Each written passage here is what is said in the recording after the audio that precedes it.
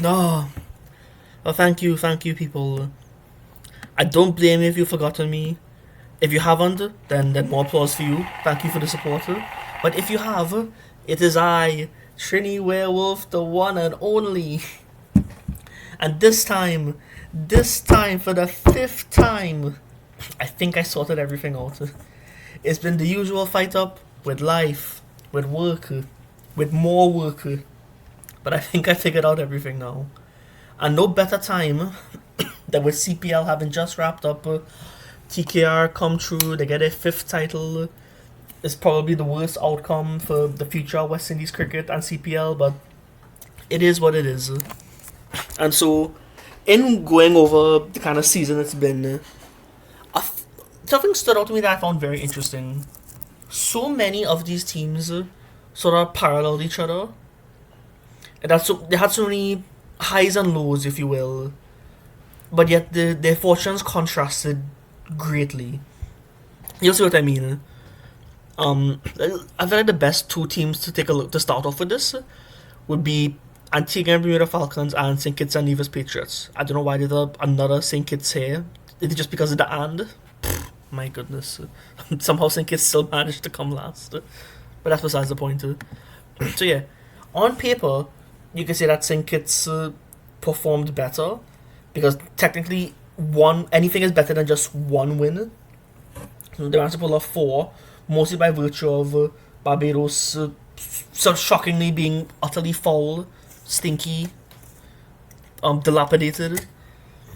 I didn't expect it at all from them. So it just goes to show the moral of CPL is you don't have to be good, someone else just has to be worse. But despite that, they still didn't qualify.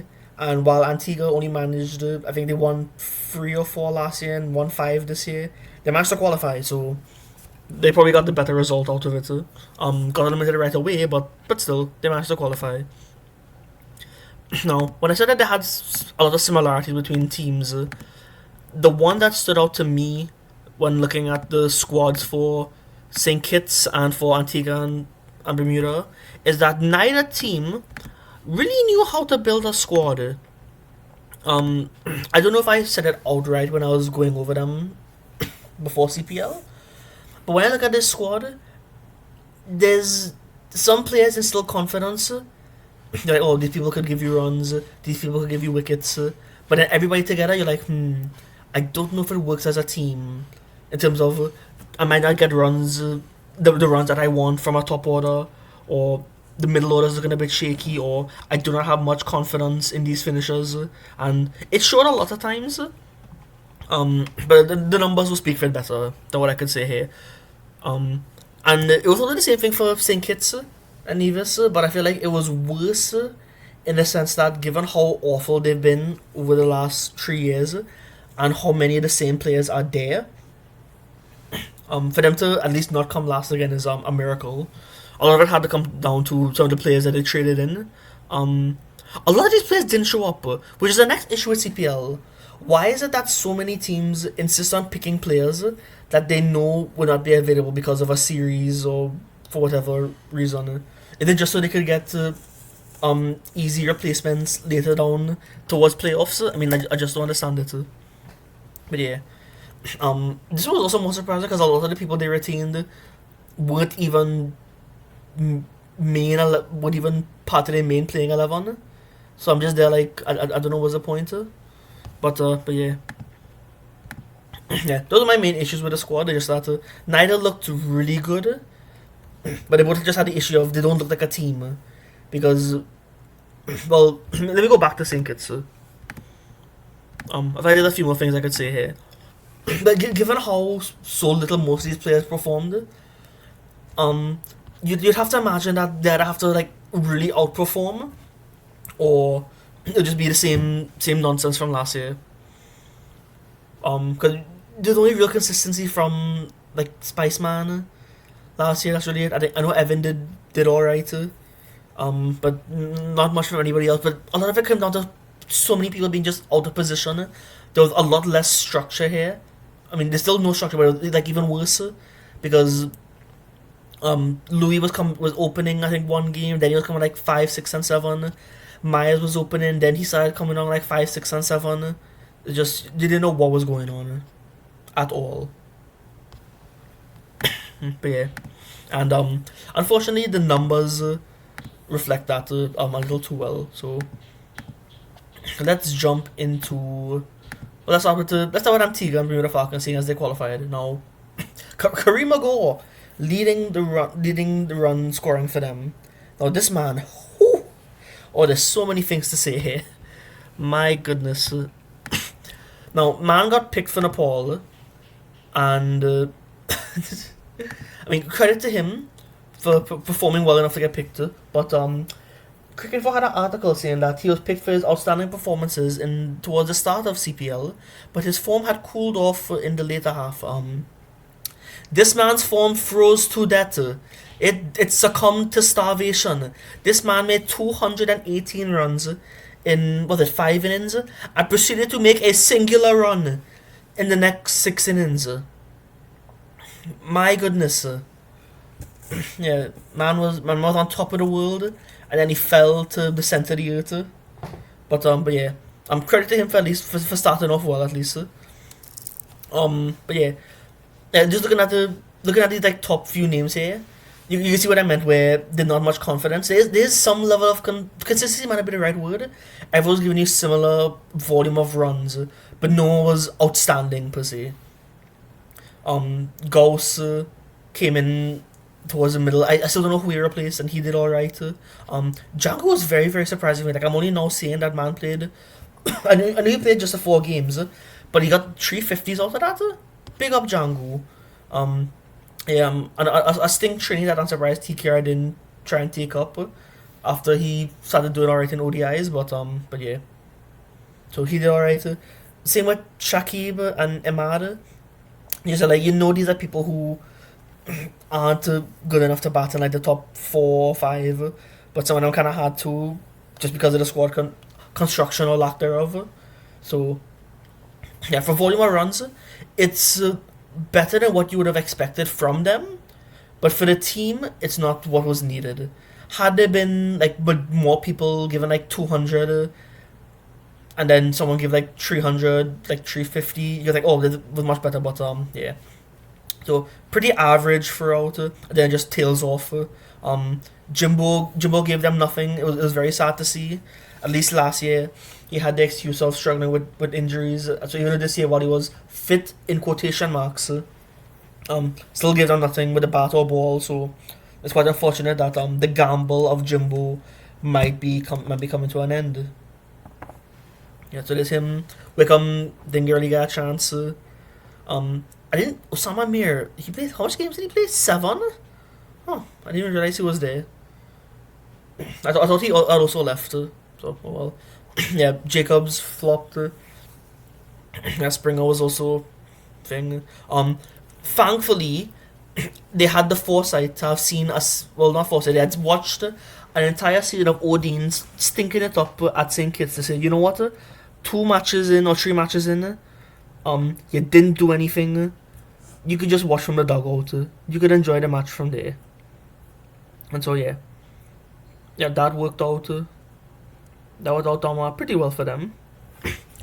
So yeah, Obed.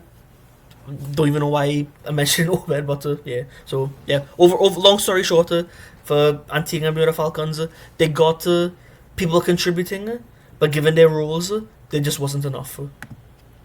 Which contrasts greatly with what you saw from St. Kitts. Spiceman again, just leading the run scoring for them, and then right after that it just tails off. Oh, battery's dying. Oh no, not good. Hold on a second. There we go. I thought I tried this overnight. Oh well. But let's see. Oh yeah. Spiceman leading it. Holder did far better than I expected. Barbados flung him away. He came here and like really overperformed. More so with the bat, which was shocking for me. He had done well in some of the franchise leagues, but you can't really say anything there because you had people there who do not perform anywhere else except for there. So that was at least good to see. Rizwan showed up after Pakistan forsaken him in Asia Cup. Yeah, but while Antigua had similar scores from other people, here it just tails off right afterwards, right after the 300, 260, 227, 167. You're like, but then they also had the same issue of people just batting all over the place. Evan was very stink this year. No 50s. Mays was Mays no 50s man was also batting all over the place. Same problem as last year. Sometimes he would open, then he'd bat like he would bat anywhere in the top 6 or 7. So awful from him. Awful from Lewis as well. He's supposed to be one of our opening options for the World Cup, and that's what you're giving us. Well, he also had injury, but still, that's even worse. That one of our leading options is that man who's always getting injured. But Badesi being here is worse for St Kitts because man was batting like 8 or 9, and he's in the top 6 run scorers. Pooh. Yeah, Russo was foul. I like a next one who got flung away from Barbados and stung it up here. I don't know what they were thinking with him. It was the same philosophy of just bat wherever, do whatever you want. So yeah, he gave them nothing. Nazim Shah batting at 11, having the highest strike rate, and being in the top 10. This is disgusting. My goodness. Yeah, it's just awful from them, from St Kitts. So yeah, you can see why they did slightly better, but nowhere near being good. Wicket wise was Wicket think it was a far better story for some of them. So when I look at Antigua, Seals, incredible for Starboy, absolutely sensational. I mean, just 10, but yeah. Starboy has really come up a lot in ODI, not ODIs, but yeah, ODI cricket, and it was good to see that we were able to translate those white ball skills here. But yeah, it was really just him and Obed, using like not the best economies for a lot of people. So at least in this case, they were like building the road for everything, where you were getting some runs here and there, you were getting some wickets here and there, but can also just tails off. Like there weren't really much from anybody. So who is Ala Muhammad? Is that supposed to be Gazan for? Ala Muhammad. Yeah, I think it is. Oh well. But yeah. So yeah, wicket taking was alright. It was mostly just Seals and Obed carrying them. A little too expensive for my liking from Obed. Seals is alright, the youth man, Uncle Jadon, as some would say. But yeah, he did alright. Now, when I look at, but for St Kitts, it was Wakar carrying them, and Holder, Nazim Shah as well, and then it just kind of tails off at the end in terms of economy and wickets. So again, you can kind of see why these teams did better. It's not necessarily the run scoring. I just that both of them just somehow did better at taking wickets. Yeah, so Wakar, his body says 23, but his scalp says 93. So he got 15. Holder outperformed as an all rounder. So good to see from him. Nazim Shah did alright. He also I think came in. Or not didn't came in late. I think he was replacing somebody. I think I still don't know who, but yeah. And after that, Badesi did pretty well, honestly speaking. Until there being a wrist spinner. If he had a wrist spinner, I'm pretty sure he is. Yeah. So he did well. So he also got the call up from Nepal. So we'll have to look and see how Youth Man does. But yeah, that's really it from them. So yeah, quite stinker from St Kitts and Nevis Patriots in general. But yeah, that's basically it for me for this one.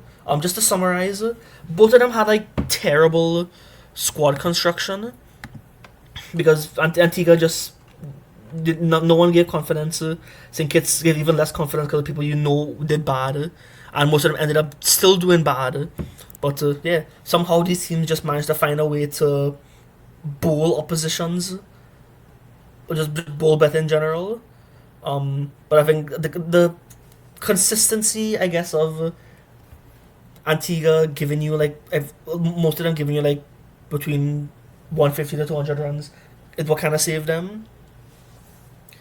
Yeah, most of them thrived. Let me see. Well, let's look at the wins here. It's much easier to see here. Yeah. So Antigua looked quite stinking the first game. And you're like, oh, early to come into fruition, but I know they managed to do a little bit better. Yeah, they mostly did better by virtue of Barbados being worse. Kinda throw away that game. But yeah. And then Antigua, yeah, yeah, like win loss for most of it. So yeah, yeah. A lot of times they also outperformed, but yeah, a lot of it just came down to not necessarily how better they batted, but a lot of it just came down to St. Kitts and Antigua just finding ways to bowl better. So yeah, yeah, that's it for me for this one. So next part, I think will be a lot more interesting because we have teams who the two teams I'm looking at for the next episode both ended up missing some key players. Yet one team managed to top the table, and the other one managed to plummet to the bottom. I think you could guess what I'm talking about, but we'll talk about that next day. Thank you all for your time. It feels so good to be back and just talking. I hope you'll enjoy this episode, and I shall see you all very, very soon. Bye bye.